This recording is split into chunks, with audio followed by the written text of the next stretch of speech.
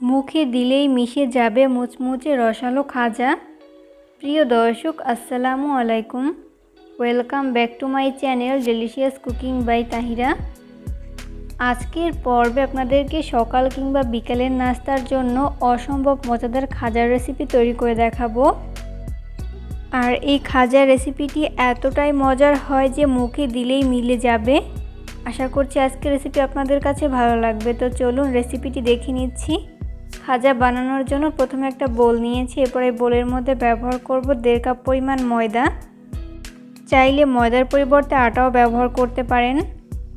এরপর ব্যবহার করব 1 চামচ পরিমাণ চিনি,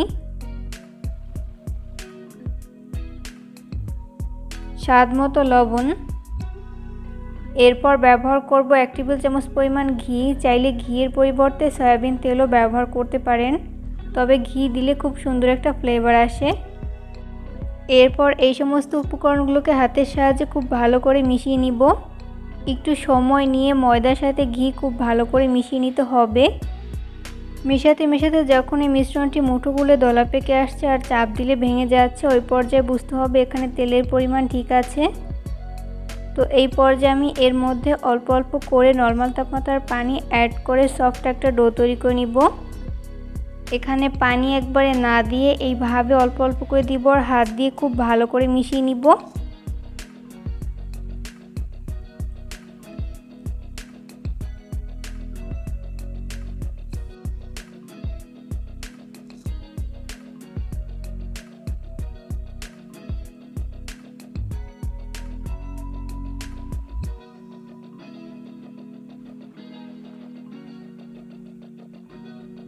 তো মেশাতে মেশাতে এরকম সফট একটা ডো তৈরি করে নেওয়া হয়েছে। এরপর ঢাকনা লাগিয়ে 10 মিনিটের জন্য রেস্টে রেখে দিব।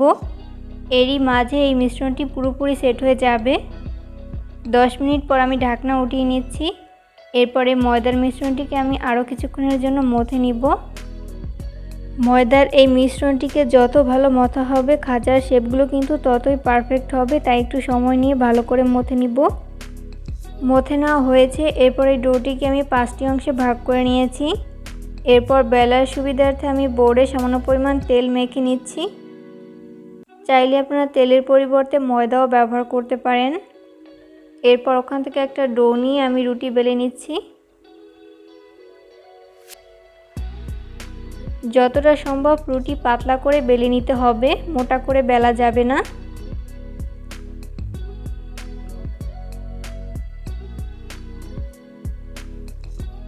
তো এই পর্যায়ে আমার বড় সাইজের একটা রুটি বেলে নেওয়া হয়েছে। সেমভাবে আমি বাকি রুটিগুলোকেও বেলে নিব। এরপর এর উপর আমি 1 চামচ পরিমাণ সয়াবিন তেল দিয়ে দিচ্ছি। এরপর হাত দিয়ে এইভাবে চারপাশে লাগিয়ে নিচ্ছি।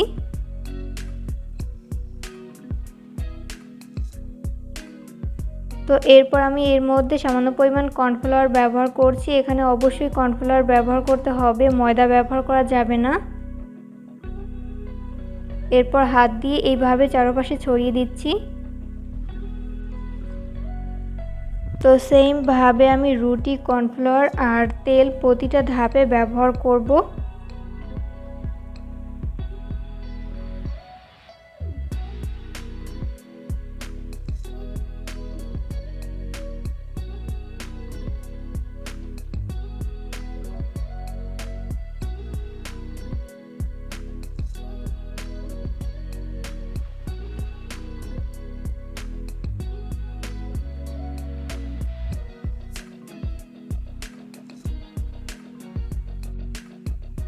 এরপর আমি রোল তৈরি করে নিচ্ছি।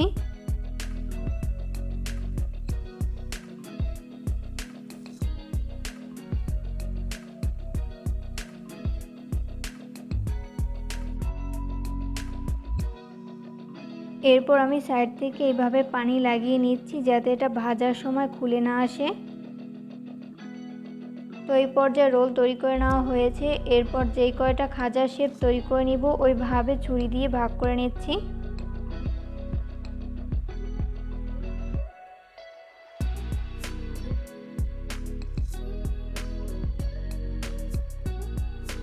এরপর ওখান থেকে একটা খাজার শেপ নিয়ে এইভাবে হাত দিয়ে প্রেস করে নিচ্ছি। এরপর বেলনির সাহায্যে এইভাবে বেলে নিচ্ছি।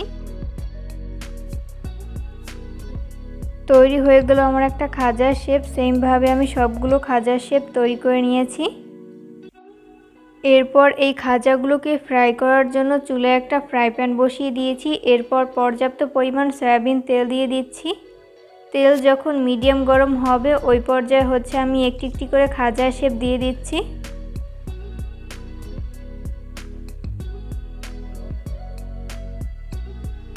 প্রথম ব্যাচ যতগুলো খাজার শেপ ধরে আমি ততগুলো দিয়ে দিয়েছি, বাকিগুলোকে পরের ব্যাচে ভেজে নিব।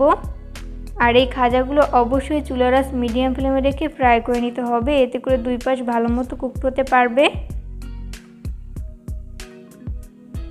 খাজাগুলো ফ্রাই করতে করতে যখন এক পাশ ভালো মতো ফ্রাই করে নেওয়া হবে ওই পর্যায়ে উল্টে দিব অপর পাশটি ফ্রাই করে নেওয়ার জন্য।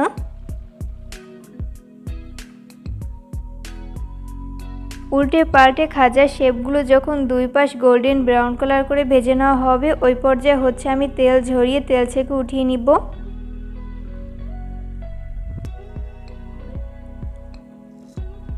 সেমভাবে আমি বাকি খাজাগুলোকেও ভেজে নিব। এরপর চিনির শিরা তৈরি করার জন্য চুলায় একটা পাত্র বসিয়ে দিয়েছি। এরপর এর মধ্যে ব্যবহার করব মেজারমেন্ট কাপের 1 কাপ পরিমাণ চিনি। 1 কাপ চিনির জন্য আমি এখানে 1 কাপ পরিমাণ পানি ব্যবহার করছি।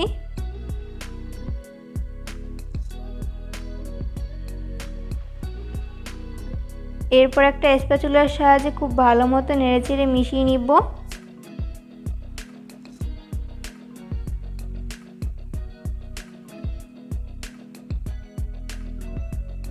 যখন চিনিটা গলতে শুরু করবে ওই পর্যায়ে অপেক্ষা করব এই শিরায় বলক আসা পর্যন্ত।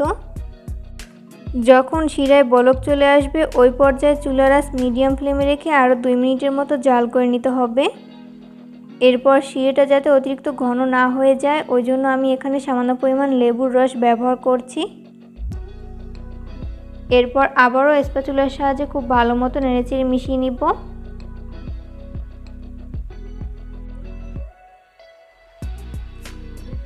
মিশিয়ে নেওয়া হয়েছে, এরপর চুলার আঁচ অফ করে দিব। এরপর আগে থেকে ভেজে রাখা খাজার শেপগুলোকে দিয়ে দিচ্ছি। এরপর একটা চামচের সাহায্যে এইভাবে উল্টে পাল্টে খুব ভালো মতো শিরার সাথে মিশিয়ে নিব।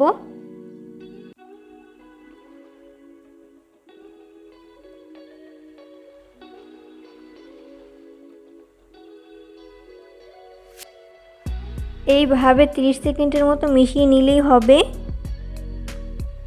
এরপর আমি এগুলোকে শিরা ছেঁকে উঠিয়ে নিব।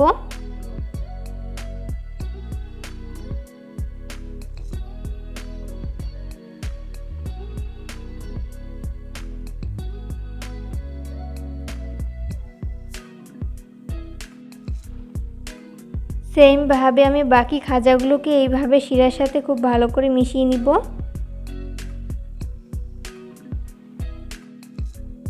এরপর শিরা ছেঁকে উঠিয়ে নিব। এই পর্যায়ে আমার সবগুলো খাজা শিরা ছেঁকে আমি একটা প্লেটে তুলে নিয়েছি। চেষ্টা করেছি রেসিপিটি সহজভাবে শেয়ার করতে। আশা করছি বরাবরের মতো আমার আজকের রেসিপি আপনাদের কাছে সহজ এবং ভালো লেগেছে। রেসিপি ফলো করে কিন্তু অবশ্যই বাসায় ট্রাই করবেন। দেখবেন পরিবারের ছোট থেকে বড় সবাই অনেক বেশি পছন্দ করবে আর অনেক মজা করে খাবে। আর এইভাবে খাজা তৈরি করে কোনো কন্টেইনারে ভরে কমপক্ষে 1 সপ্তাহের মতো সংরক্ষণ করে খেতে পারবেন। মুচমুচে এই মজাদার খাজার রেসিপিটি একবার হলেও বাসায় ট্রাই করবেন। ভিডিও ভালো লাগলে লাইক, কমেন্ট এবং শেয়ার করতে কিন্তু একদমই ভুলবেন না। আমি একটা খাজা আপনাদের মাঝে ভেঙে শেয়ার করছি যেটা কতটা পারফেক্ট হয়েছে। ভিডিও ভালো লাগলে লাইক, কমেন্ট এবং শেয়ার করতে কিন্তু একদমই ভুলবেন না। পরবর্তী রেসিপি দেখার আমন্ত্রণ জানিয়ে আজকের মতো এখানেই বিদায় নিচ্ছি। সবাই অনেক বেশি ভালো থাকবেন। আল্লাহ হাফিজ।